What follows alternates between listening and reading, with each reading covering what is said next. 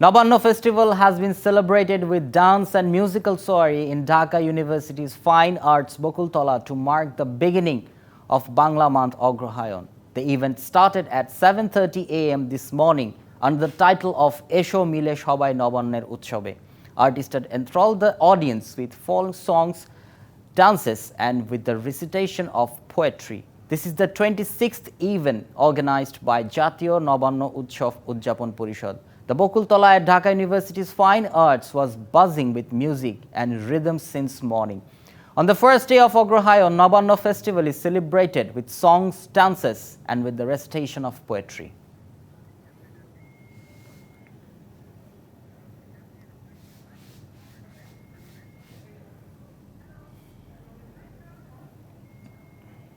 নগদের সর্বোচ্চ বার 167 টাকা রিচার্জে পাবেন 1 লাখ টাকা পুরস্কার। আরও আছে প্রতি সপ্তাহে পুরস্কার ও ক্যাশব্যাক।